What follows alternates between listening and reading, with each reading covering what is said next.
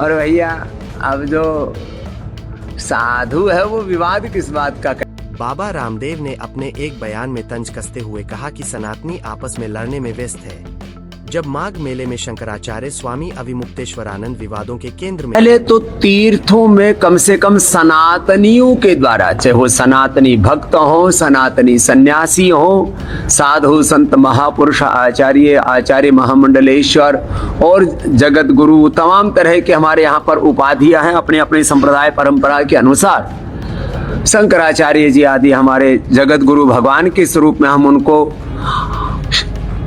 भगवान शंकर का और हमारे श्रद्धेय पूजनीय शंकराचार्य जी भगवान जी का हम उनको विग्रहवान स्वरूप मानते हैं। तो किसी भी शंकराचार्य जी के द्वारा कोई विवाद ना हो ऐसी हम अपेक्षा करते हैं। और भैया अब जो साधु है वो विवाद किस बात का करेगा? कम से कम धर्म स्थान पर, तीर्थ पर तो कोई साधु विवाद नहीं कर सकता। कहीं पाप अधर्म अन्याय हो रहा हो तो वहां साधु कहे कि हम परित्राणाय साधुनाम विनाशाय च दुष्कृताम करेंगे, लेकिन तीर्थ में किस बात का विवाद?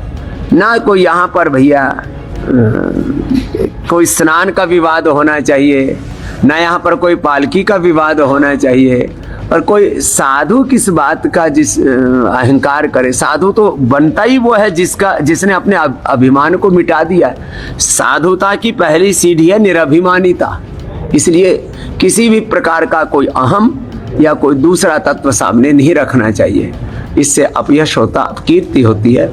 हमारे विरोधी तो दूसरे जो सिर तन से जुदा करने वाले ही बहुत हैं, जो गजवाए हिंद कायम करना चाहते हैं हिंदुस्तान में, जो अलग अलग प्रकार से कोई यहाँ पर ईसाईकरण कर रहा है, कोई मुल्क का देश का कोई इस्लामीकरण कर रहा है, कोई और अलग अलग प्रकार के उल्टे पुल्टे कामों में लगा हुआ है। तो सनातन के शत्रु बाहर ही बहुत, उन्हीं से हम लड़ लें, आपस में तो ना लड़े। ये वही बाबा रामदेव हैं जो भारत स्वाभिमान आंदोलन चला रहे थे कि नहीं चला रहे थे?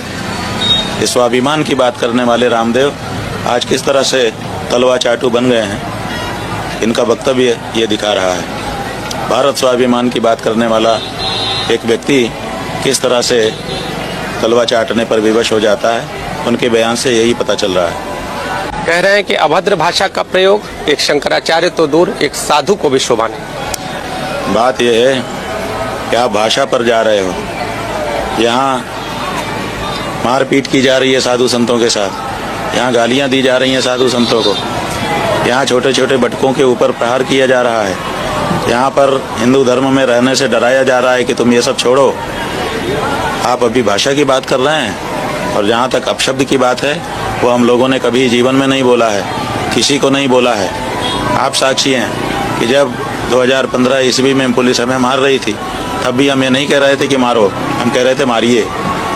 तो जिस व्यक्ति को भाषा का ज्ञान है वो कभी भी अपशब्दों का प्रयोग नहीं करता है, क्योंकि हम लोग ये मानते हैं व्याकरण शास्त्र के अनुसार कि सुशब्दों के, साधु शब्दों के प्रयोग से धर्म होता है और अपशब्दों के प्रयोग से अधर्म होता है। आप हमारे ऊपर अपशब्द को बोलने का आरोप लगाएं, ये तो पराकाष्ठा है चापलूसी की।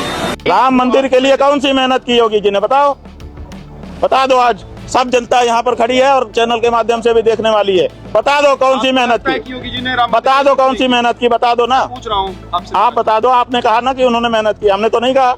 मैं तो देखता था कि वो भाई आपने बताया, आपने ये कहा कि उन्होंने मेहनत की, तो आप बताइए, सिद्ध करिए कि क्या मेहनत की उन्होंने। एक मुख्यमंत्री का आप सिद्ध करिए कि उन्होंने क्या मेहनत की। मैं बता रहा हूँ, मैं एक पत्रकार होने के नाते बता रहा हूँ महाराज, बताइए कि मैंने एक पत्रकार होने के नाते उत्तर प्रदेश के किसी भी मुख्यमंत्री को नहीं देखा। जितनी बार अयोध्या का दौरा योगी आदित्यनाथ ने, भाई अपनी राजनीति चमकाने के लिए कोई कितना भी कुछ करे, राजनीति चमकाने के लिए किया गया।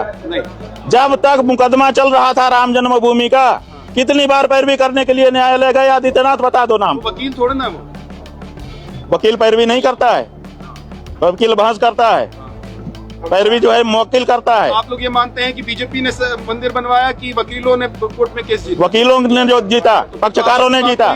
काउंटर कर रहे हैं, वकीलों ने जीता, पक्षकारों ने जीता।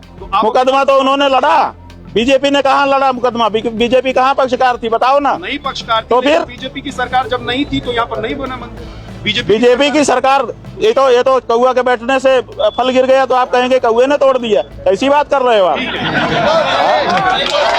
ऐसी बात कर रहे हो। वहाँ नहीं जाना चाहिए था, हम खुद पैदल गंगा स्नान को जाते हैं। उनके गाल पे थप्पड़ जो है जनता ने मार दिया है। जनता ने फोटो दिखा दिया है, वीडियो दिखा दिया है, इंटरनेट पे तैर रहा है इस समय कि वो गंगा के ठीक किनारे तक ऑडी कार ले जाके खड़े किए हैं और वहीं डुबकी लगा रहे हैं। थप्पड़ बड़ा तगड़ा जनता ने मारा है रामभद्राचार्य को, जब कार से जा करके गंगा के किनारे कार खड़ी करके वो स्नान कर रहे हैं। हम वो क्या कहेंगे। और जहाँ तक पालकी की बात है, हम तो सदा से पालकी में, पेशवा हमारी पालकी उठवा करके आते थे, नागा साधु हमारी पालकी उठा करके जाते थे। अब हम आए हैं और सदा से जाते रहे हैं। हम स्वयं भी पालकी से पिछले 2 माघ स्नान कर चुके हैं, उसके पहले पैदल हम जाते थे।